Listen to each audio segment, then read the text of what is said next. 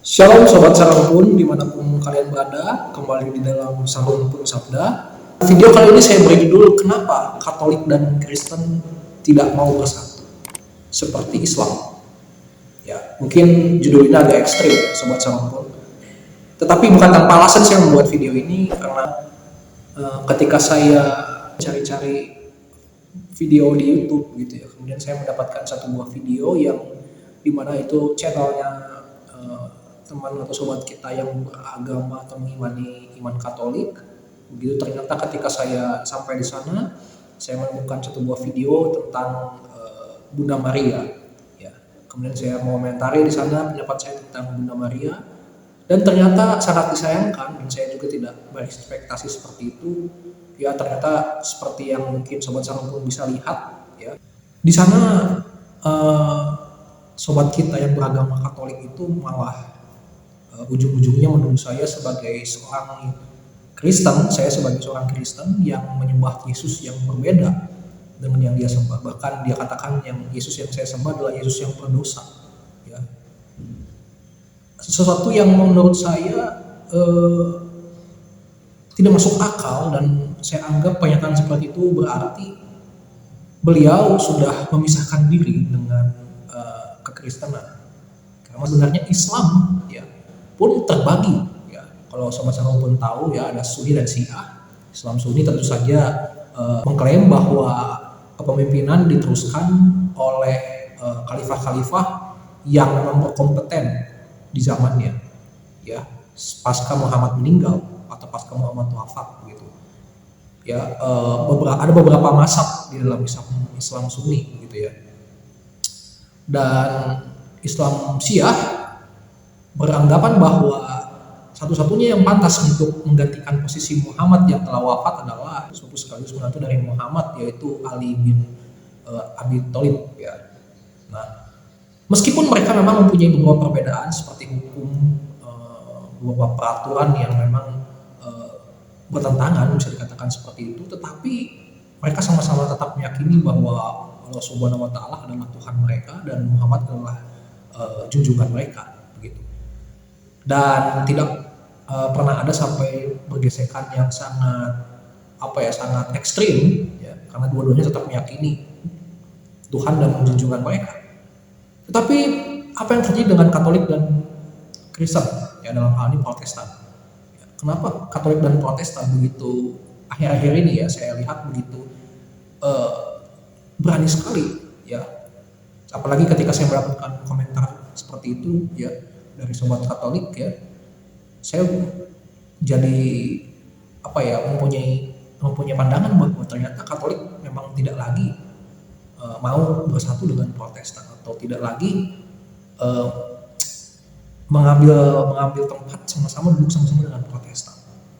Apa yang menjadi akar permasalahannya ternyata adalah seputar tentang keselamatan ya, kalau saya lihat keselamatan, atau bisa dibilang juga tentang pengurusan dosa manusia atau penyucian dosa manusia ya. Makanya nanti sampai ada perbedaan pendapat tentang perawan Maria atau Bunda Maria yang diklaim oleh Katolik adalah Bunda Maria yang kudus tak bercacat ya, sedangkan Protestan tentu saja tidak meyakini seperti itu, dan bahkan Katolik juga meyakini ada santo-santo begitu ya, orang-orang kudus, sedangkan Protestan tidak memasukkan seperti itu. Dan inilah nanti yang sampai puncaknya ketika nanti kita bicara tentang adanya api penyucian ya, yang dimana itu ada juga surat indulgensia atau penyucian dosa yang dalam sejarah kita tahu telah diperjualbelikan di dalam gereja Katolik begitu ya, dan bahkan itulah yang membuat Protestan lahir. Martin Luther mengeluarkan 95 dalilnya, dan itu yang membuat Protestan eksis sampai saat ini. Pandangan saya tentang keselamatan atau tentang penyucian dosa tentu saja adalah pandangan yang tidak bisa diganggu-gugat ya, di mana saya yakin umat Kristen juga meyakini ini. Ketika manusia berdosa, maka satu-satunya yang bisa menyelamatkan manusia adalah kasih Allah sendiri tanpa campur tangan usaha manusia. Di dalam Efesus 2 ayat 8 sampai 9 dikatakan bahwa karena kasih karunia kamu diselamatkan. Itu itu bukan hasil pekerjaanmu, katakan ya, dan itu bukan hasil usahamu. Ya, jadi jelas tidak ada usaha manusia di sana, tidak ada pekerjaan manusia di sana. 100% adalah karena Allah.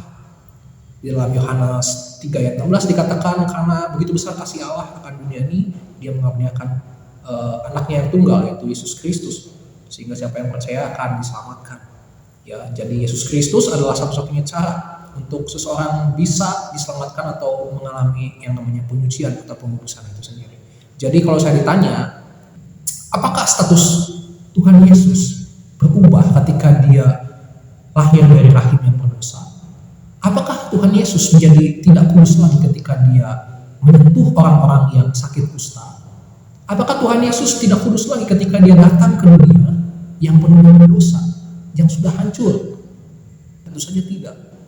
Ya, jadi kenapa saya bilang ini adalah permasalahan Katolik dan Kristen, ya, adalah tentang keselamatan, doktrin keselamatan atau doktrin penyucian dosa atau doktrin pengudusan dosa. Karena kita tahu, jangan dibalik-balik ya sobat-sobat, bahwa kita selamat karena anugerah Tuhan, bukan karena usaha kita. Ya. Seperti Yesus yang kudus bukan karena rahim Maria yang kudus, tetapi memang Yesus adalah kudus adanya dengan dikandung dari Roh Allah. Maka Maria mengimani hal itu dan kemudian Maria dikuduskan. Kalau kita lihat di dalam Lukas pasal pertama ayat 38, di sana Maria ya akhirnya berkata bahwa aku hanya hamba Tuhan, jadilah seperti yang Tuhan kehendaki. Artinya apa? Pertama Maria, kalau kita baca dari mulai pasal pertama itu perjumpaan dia dengan Gabriel. Apakah Maria langsung percaya bahwa dia berimani bahwa ketika malaikat Gabriel bilang kamu akan mengandung, ya, apakah Maria langsung percaya begitu saja? Tentu saja tidak. Ya, dia bilang bagaimana saya bisa mengandung? Itu menunjukkan bahwa sebenarnya Maria pun manusia biasa. Ingat bahwa ketidaktahuan, ketidakpercayaan itu adalah simbol daripada dosa manusia.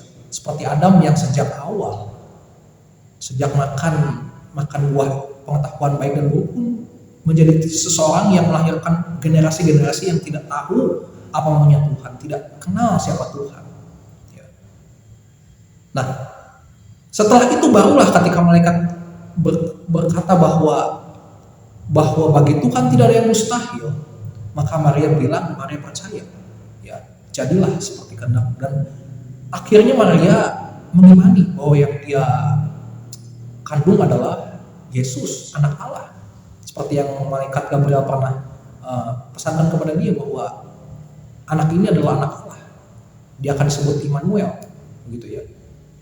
Nah, akhirnya Maria percaya, dan kemudian iman itulah yang membuat dia kudus di hadapan Allah. Iman itulah yang membuat dia suci di hadapan Allah karena imannya. Dan bukan karena iman usaha dia, tetapi karena Allah menganugerahkan Tuhan Yesus yang lahir dari rahimnya, yang membuat akhirnya Maria percaya. Akhirnya dia bisa berkata bahwa Allah adalah juru selamatku, dikatakan di dalam Lukas. Ya.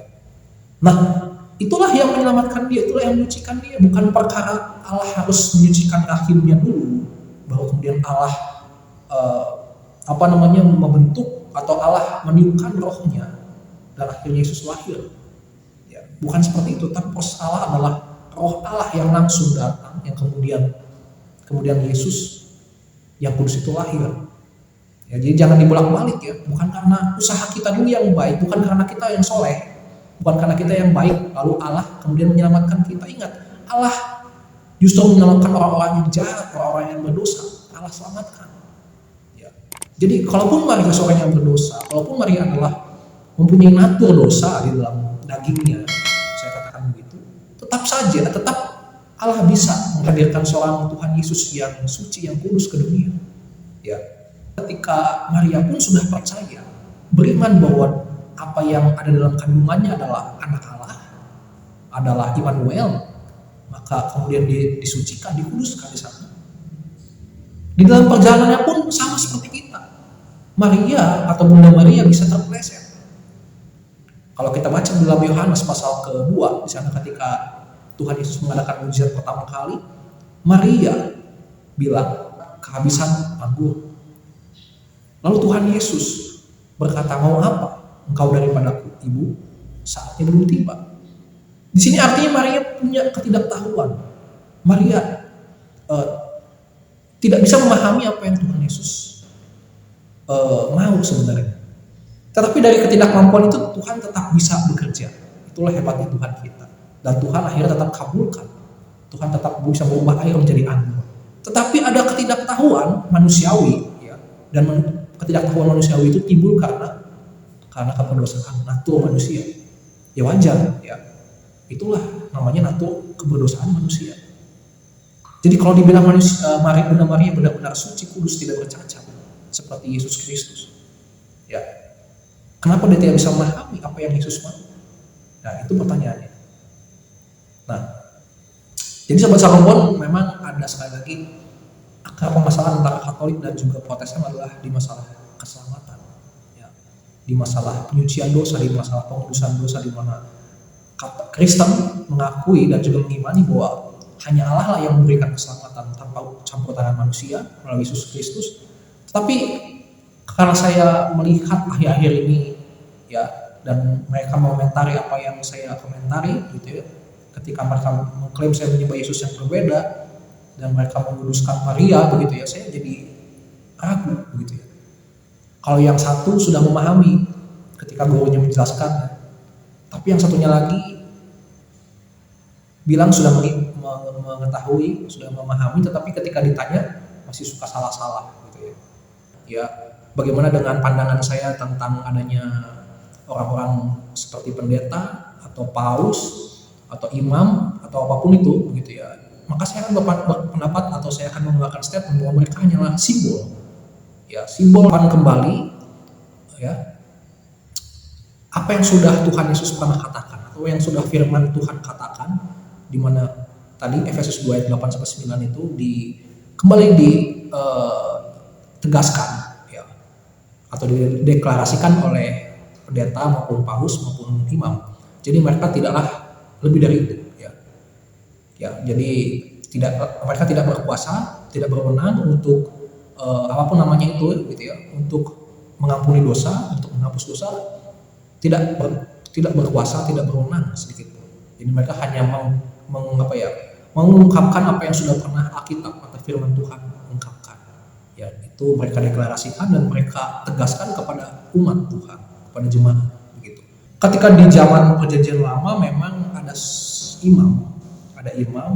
ada wakil Tuhan yang memang membawa umatnya untuk menghadap Tuhan, mengakui dosa-dosanya. Tetapi sejak Perjanjian Baru, ketika Tuhan Yesus datang ke dunia, Allah yang langsung turun ke dunia, maka dikatakan di dalam 1 Yohanes 1 ayat 7 tadi bahwa Tuhan sudah menghapus segala dosa kita. Artinya apakah kita perlu seorang pengantar atau wakil Tuhan lagi di dunia ini untuk mengakui dosa-dosa kita di hadapan Allah, untuk membawa dosa-dosa kita di hadapan Allah? Saya percaya tidak.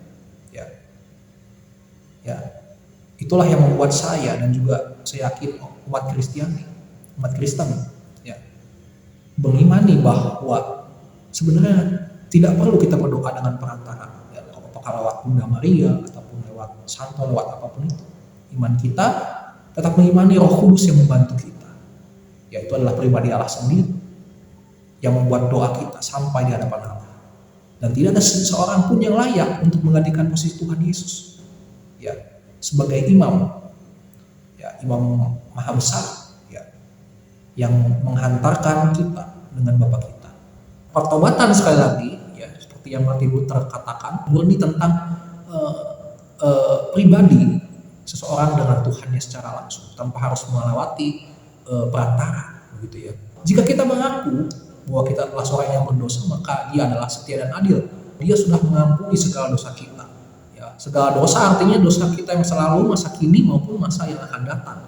Ya, jadi sekali lagi bahwa tugas imam, tugas paus, tugas pendeta, apapun namanya, mereka hanyalah simbol, ya, simbol dari pengungkapan kembali bahwa sejatinya manusia sudah diampuni dosanya saat mereka mengimani Yesus sebagai Tuhan, satu-satunya Tuhan dan juru selamat mereka. Ya, ketika manusia terpeleset kembali meskipun mereka sudah mengimani Yesus Kristus, maka kita tinggal mengaku dosa kita di hadapan Tuhan dan dosanya diampuni gitu. Jika Katolik tetap berpegang teguh kepada seorang paus yang ada di Roma, yang ada di Vatikan gitu, maka Kristen ya, Protestan tetap mengimani bahwa karya Roh Kudus bisa berlaku untuk semua manusia yang dipilihnya, bisa bekerja secara luas begitu ya sobat Salampun, dan itu terus berlaku di sepanjang zaman.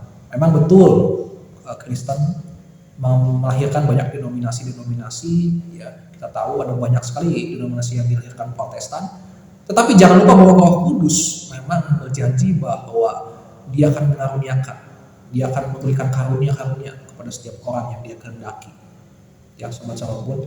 Jadi saya menganggap denominasi yang ada adalah bukti bahwa Roh Kudus bekerja di tengah-tengah gereja, memberikan macam-macam karunia ya kepada setiap gereja ya. Dan apa yang menjadi pegangan iman Kristen gitu ya, seharusnya iman Kristen seorang Protestan, gereja Protestan tidak perlu khawatir ketika kehilangan kepemimpinan ya. Umat Katolik bahkan Islam sendiri pun menjunjung tinggi seorang pemimpin. Ketika mereka kehilangan pemimpin, misalkan Islam, mereka akan sangat kehilangan. Dan itulah yang menjadi terpecahnya Sunni dan Syiah ya. Siapa pengganti Muhammad selanjutnya ya. Dan setelah Muhammad dan pemimpin-pemimpin yang sudah wafat begitu, lalu siapa yang akan menggantikan mereka ya kan? Nah, umat Katolik memiliki seorang paus di Vatikan, dan itu sudah dari mulai Petrus dan sampai seterusnya begitu, itu terus sampai saat ini ya, paus terakhir begitu ya. Lalu umat Protestan bagaimana? Tadi saya katakan bahwa Roh Kudus memilih siapapun yang dikehendakinya, saya percaya. Ya, jadi Kristen Protestan sebenarnya tidak perlu khawatir ya dengan kehilangan seorang pemimpin. Dan pemimpin tersebut adalah pemimpin yang pasti melewati ujian-ujian tertentu ya, yang diizinkan Tuhan ya. Dan lewat pengujian itu maka pemimpin itu bisa teruji apakah dia memang diilhami oleh Roh Kudus atau bukan. Jika pemimpin tersebut tidak diilhami oleh Roh Kudus, tentu kita bisa melihat bagaimana gereja tersebut akan lama-lama akan hancur juga gitu ya, tidak bertahan lama. Tapi jika memang gereja itu terus eksis ya, membuahkan banyak berkat bagi orang sekitar, maka saya yakin itu adalah pekerjaan Roh Kudus. Tentu saja ini bukan berarti sobat Salampun saya anti dengan Katolik, saya tidak menghormati Bunda Maria.